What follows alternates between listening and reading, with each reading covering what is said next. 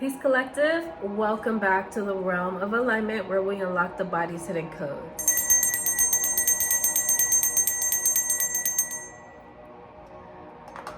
We are in our second last week of Chakra Land. Okay, the Chakra Land program is completing soon. So the last week is going to be next week, which is the Soul Star Chakra. Most people haven't really heard or tapped into the energy of the Soul Star Chakra, so that's going to be very interesting. And most people end at the Crown Chakra, but we're taking it just one step further next week, just so that we can explore the opening of the gates when it comes to being in tune with our highest self. Okay, but this week we're focusing on expansion because the Crown Chakra is connected to Jupiter, and Jupiter is the energy of expansion, making things more magnified. We are attuning to the energy on a deeper level. We're bringing things up to the surface, and the things that we want to grow, we're expanding. Okay, we're expanding on information. We're expanding on the parts of ourselves that we need to observe more. So this week is going to be very interesting as well. Okay, so this week we are showing up as our highest self through expansion. This is now week 7 of our chakra healing / activation journey. And now in expansion week, we expand on opening up and sharing, requiring us to step outside the box. As we tap into awareness of our surroundings, then find the area in which we will expand our knowledge and presence.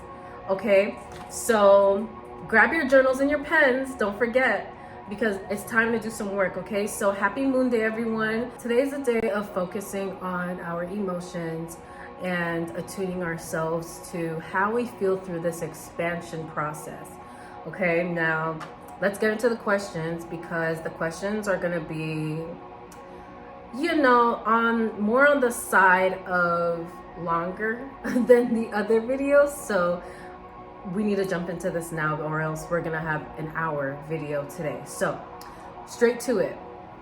Question 1 is, what are your earthly attachments?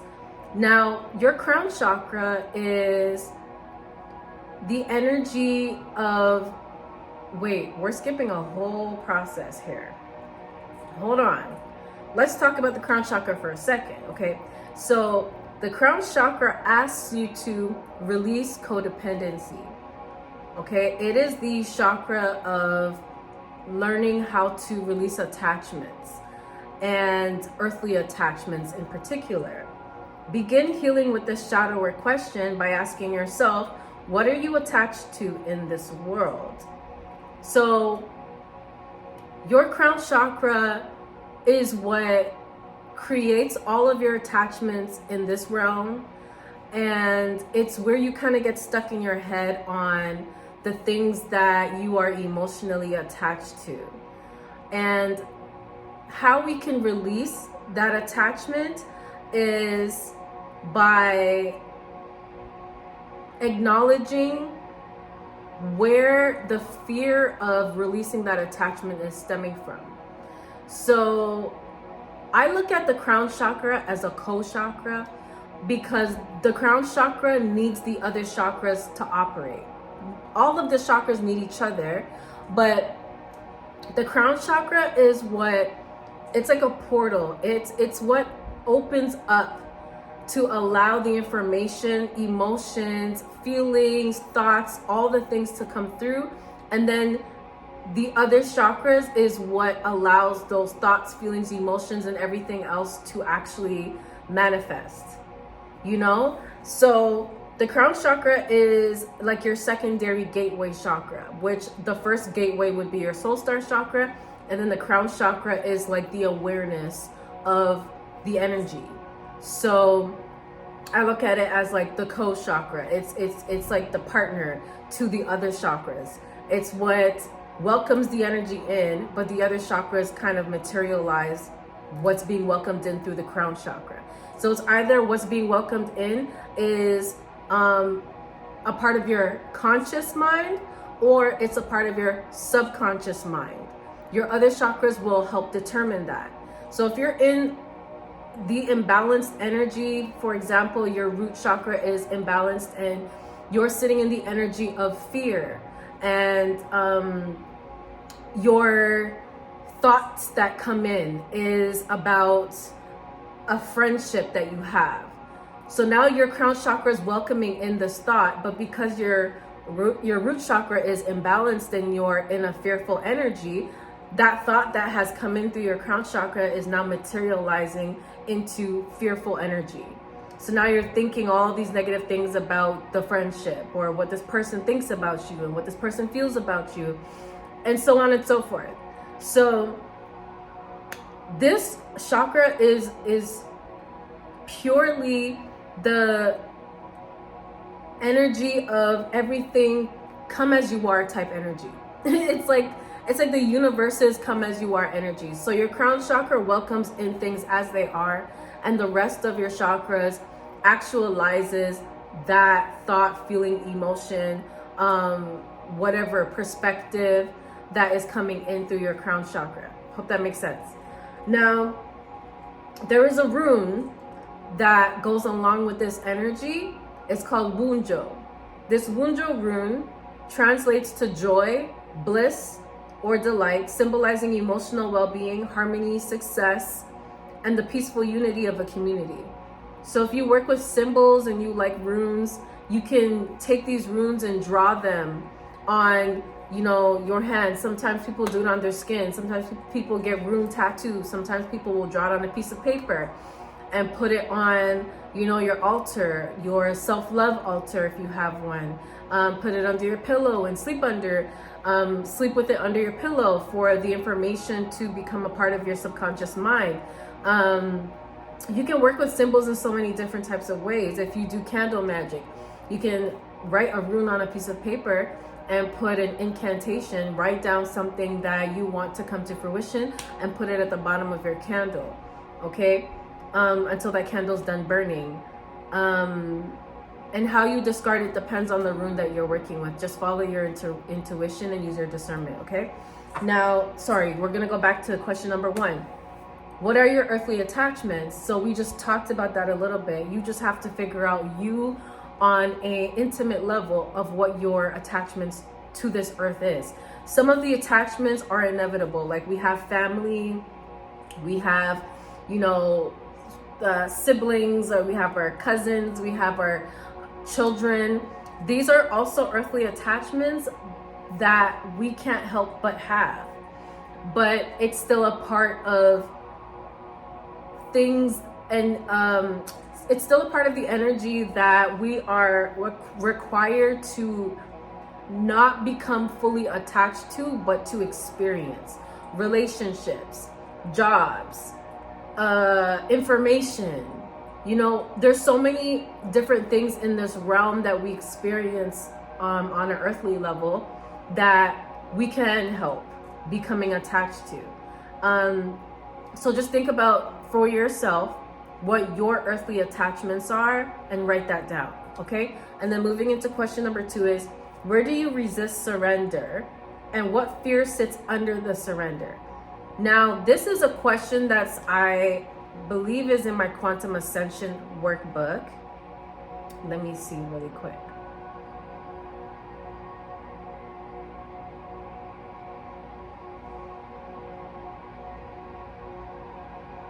Yes. So this is a question that's from my Quantum Ascension workbook. If you want to grab that workbook, it is a 60-day challenge. So it is on my Amazon. The link is in my bio or the description below. I'm on the wrong channel, wrong platform for saying that. So the link is in the description below. So if you want to grab my Quantum Ascension workbook, feel free to do so if you feel called to. But some of these questions are from the Quantum Ascension workbook so that we can get a little sneak peek of the work that's a part of that book, okay? Now, where do we resist surrender, and what fear sits under the surrender? Now, how I answered this question, I'm just gonna actually read to you my answer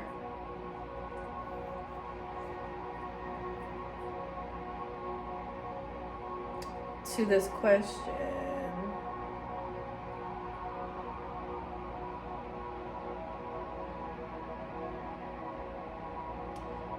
All right.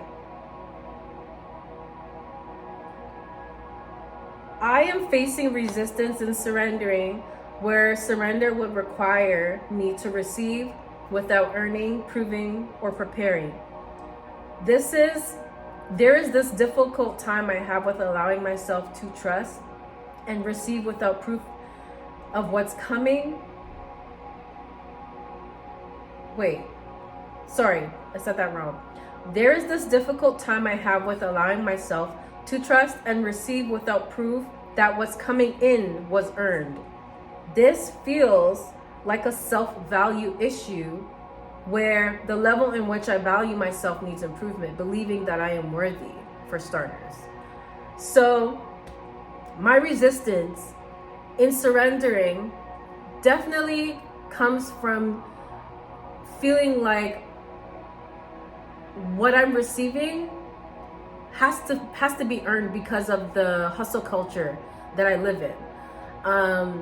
And also from childhood, feeling like, you know, you only receive love or appreciation if you did something, so it has to be earned. The love and appreciation has to be earned. Money has to be earned from doing chores. And just like, you know, not that those things are bad, but it's like things from those points in my life that were carried into adulthood and internalized improperly.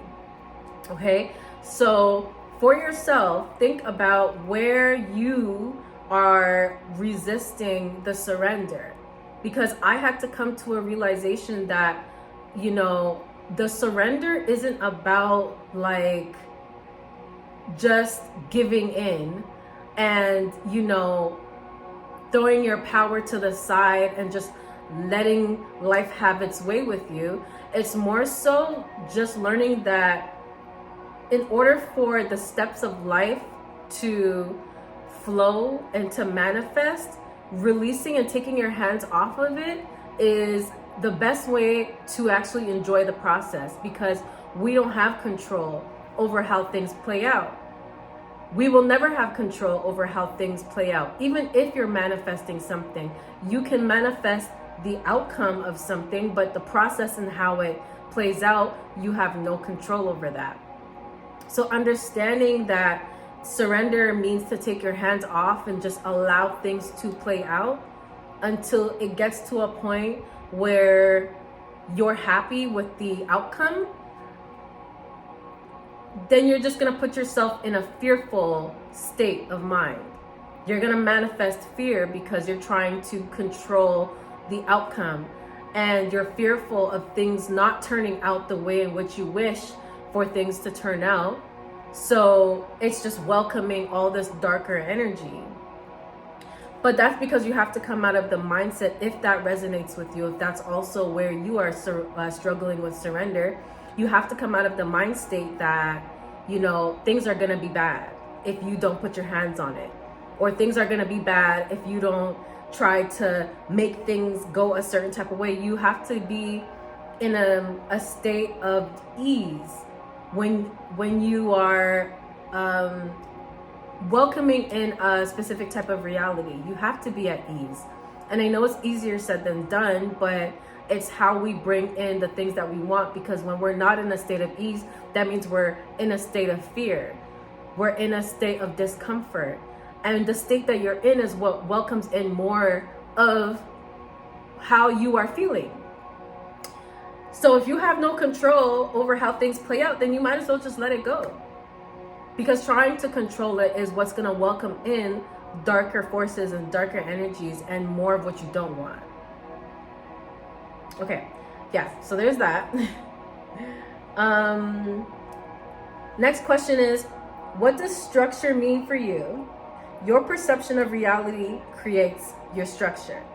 Now, structure for me personally, to help you answer the question, this is why I always point it back to myself, because I mean, if you have trouble answering the question, I just feel like it makes sense for me to explain my perspective, and then it may help you understand like the standpoint in which the question is being asked.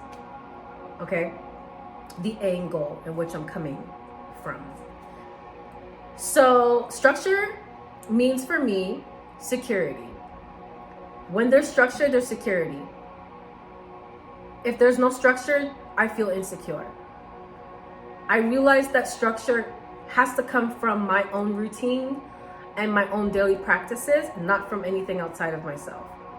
Because my security was deeply rooted in finances and the things external to me to make me feel good about myself. Like where I live, or what job I have, or the car I drive. Like these external things where I was finding my security, but these things aren't things that are permanent. The only thing that's permanent is you and how you feel about yourself and how you show up for yourself.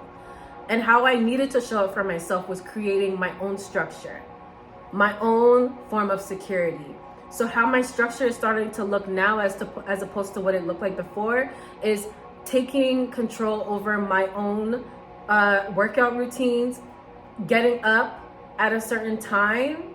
Having structure throughout the day makes so much of a difference. And these are things that I can control. And these are things that are okay to be not necessarily attached to, but create a relationship with, because it's what you're gonna need for the rest of your life regardless. From the beginning to the end of time, you're gonna need structure to some degree. You're gonna need to have structure so that you can create a level of security within yourself. If this resonates with you, okay, maybe your level of security comes a different way, but I truly believe that the most authentic form of security for yourself is having structure. And I learned that the hard way. I needed to really understand what that looked like for me, not what social media was showing, but for myself. You know, some people will tell you, oh, I get up at 5 a.m. every day and I go to the gym, and it's like this cookie cutter lifestyle, and that may not work for you. So you just have to find your own structure, what works for you, and be honest with yourself. What actually takes you to the next level? What actually supports your body, your mental health, your spirit, your energy, everything, your emotions? What actually supports you? What works for you? And take that and carry it with you on your journey and stick to it. Because the more you show up for yourself, the more that you actually start to trust yourself. And having trust for yourself is something that will set the tone in how you perceive life. Okay, we're gonna get deeper into trust either here or the other videos. Okay, so let's leave that there. Last question is, where would structure get you moving into your new timeline? So if you had structure, if you were to think about, okay, having this new structured lifestyle, what would change for you? How would your reality look different for you if you had a structured timeline? This is what helped me truly find structure for myself and the ability to put my life into this balance of trust that I have for myself. So for you, just really think about how you can find this new timeline of structure and create this new reality through how you're showing up right now. Because stepping into your new timeline is going to require for you to act as if you're already there. You have to act like you're already there. You have to get up like you already have the job, or like you already have the career, or like you already have that apartment, or like you already have that car. You have to move that way. You have to go out like you already are a millionaire. You have to be in spaces like you already do have success. You have to move that way. And it's, yes, obviously it's easier said than done, but you have to do the thing that's hard or difficult if you want change.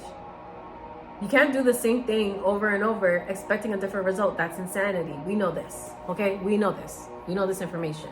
So do whatever you can to be so intentional about shifting into your new timeline, into your new reality.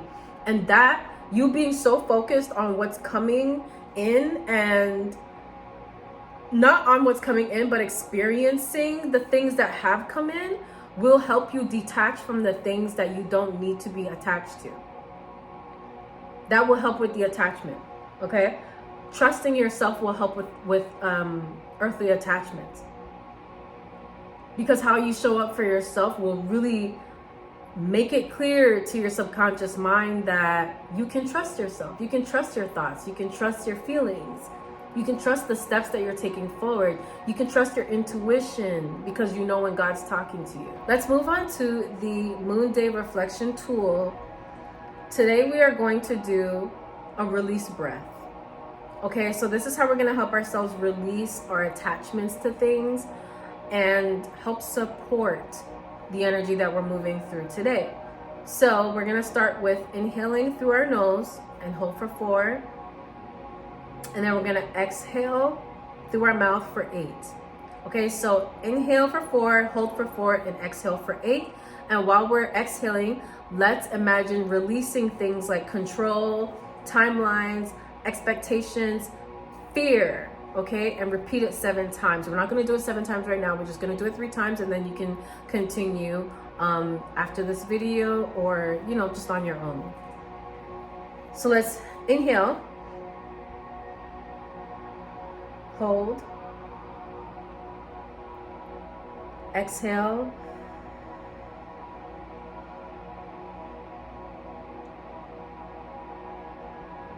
inhale, hold, exhale, release the control, timelines, expectation, fear. Inhale, hold, exhale,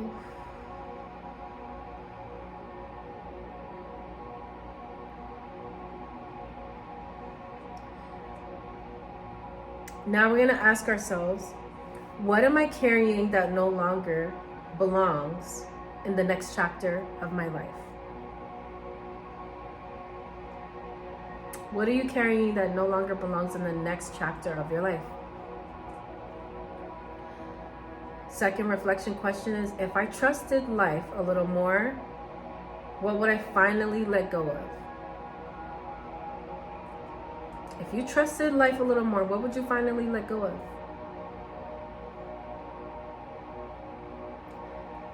Okay, now our mantra to take with us today is, I release the need to control what is already unfolding. Say this out loud or to yourself. I release the need to control what is already unfolding. I release the need to control what is already unfolding. I trust the wisdom of divine timing. I trust the wisdom of divine timing. Now let's inhale to receive and exhale.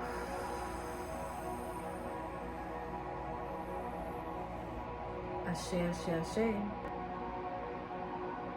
Take this with you, okay, collective, and work through what your attachments are, because I really do want to see all of you watching this video thrive and really become the very best version of yourself in the most authentic way.